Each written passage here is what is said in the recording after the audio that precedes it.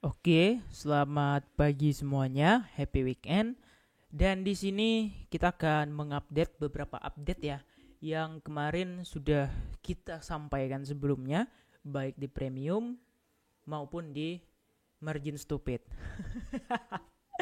Oke guys, selamat pagi guys. Dan ternyata aku bukan seorang dukun kripto, embel-embel dukun kripto. Wow, keren sekali ya. Dia seorang dukun guys dan dipanggil profesor. Sedangkan master game aja yang gelarnya 13 sudah melakukan research menciptakan indikator Fibonacci nggak dipanggil profesor tuh. Gimana bisa seorang pemuja-pemujinya memanggilnya profesor? Itu sangat-sangat tidak masuk akal karena dia hanyalah orang biasa dan analis biasa yang sama aja, nggak ada yang spesial, nggak ada yang dilebih-lebihkan. Bahkan waktu crash kemarin dia tidak menyuruh murid-muridnya atau pengikut-pengikutnya, ya profesor pasti ada pengikut dong, ya jualan, ya bahkan kemarin mereka tidak menyampaikan kalau di 57.000 sudah bottom dan waktunya serok. Dan pertanyaannya, kenapa bisa terjadi dan kenapa bisa dipanggil profesor ya? Nah itu agak aneh ya. Tapi kita kesampingkan itu, kita mau di sini pamer dulu ya. Puffer ya, nah ini dia Pufferfy ya. Ini di backup oleh Binance Labs dan udah dimention beberapa kali di Twitter kalau ini akan masuk di launch pool di sekitar Agustus atau Juli ya. Tanda kutip nih, sekitar Agustus atau Juli. Bang, sekarang masih bisa garap nggak? Jawabannya adalah telat. Questnya udah jauh banget. Dan di sini kalian cuma disuruh staking gitu ya. Nah, kemarin aku stake-nya nggak banyak juga ya, sekitar 0,2 Ethereum aja ya. Karena waktu itu Ethereum itu lagi aku pakai untuk staking di tempat lain kayak gitu. Jadi kan aku punya 1,5, 1,3-nya aku lempar ke sana, 0,2-nya aku lempar di sini gitu. Dan power points aku jauh banget guys. Dan rank aku 34.000 sekian. Power point aku cuma 13.000. Dan kalau kalian lihat leaderboardnya, ini nomor 1 itu Justin Sun. Emang kurang ajar ini. Duitnya udah banyak malah ikutan airdrop pula. Ya, dan di sini sih jujur sih ini nggak mampu ngelawannya semua karena Ethereum mereka ini banyak banget dan mereka rajin banget melakukan liquidity provider LP ya. Nah, jadi di sini aku sebenarnya kalau power ini gak jackpot sih it's okay gitu.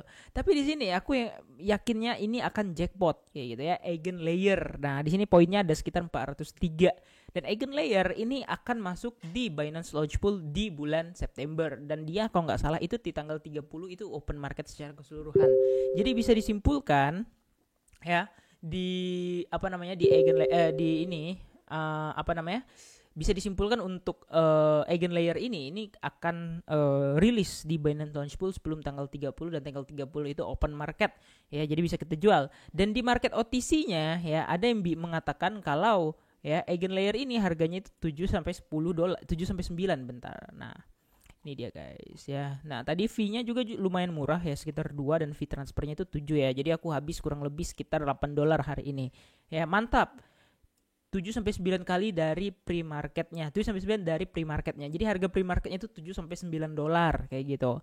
Ya di sini masih ada poin yang belum bisa di-convert dan aku baru ngeklaim. Ini kan lumayan ya, sekitar dapat 110 eigen ya, dan sekarang udah masuk di dalam wallet aku 110 eigen. Nah, kalian bisa lihat ini 110 eigen. Yang mana ini kalau 7 dolar aja itu sudah 770 bos ya kan. Ini belum ditambah yang di sini, yang di poin ini. Nah, aku sih berharapnya ini convertnya itu ya 5:1 nggak apa-apa, atau jangan 10:1 deh, dikit banget dapatnya ya. 5:1 lah, it's okay ya kan. Nah, meskipun receh tapi aku yakin ini udah pasti jackpot. Kenapa udah pasti jackpot bang? Karena ini adalah eigen layer, salah satu layer yang udah banyak dibahas. Bahkan ya project Binance Launch Pool yang kemarin juga itu sama eigen layer guys ya. Pokoknya sekarang nih eigen layer nih lagi naik daun. Kenapa? Karena dia liquid restaking juga kayak gitu. Oke. Nah, kita bahas ke Bitcoin. Kita selesai intermezzonya. Wow, ini ternyata ada sedikit kesalahan ya yang mengakibatkan berubahnya price action ya. Jadi di sini aku minta maaf bagi teman-teman yang FOMO karena ini murni kesalahan aku pribadi, tidak menyalahkan profesor manapun ya. Dan ini di luar ekspektasi aku ya, karena kemarin naiknya itu lumayan oke. Dan kenapa aku yakin naik?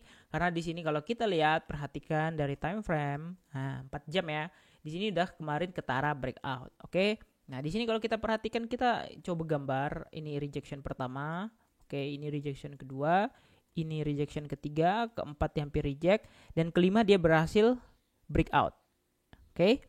Nah, dia breakout, dia retest, ya kan? Normal dong, ya kan? Kemudian dia berhasil meretest lagi resistance dan trend line-nya dan berhasil breakout.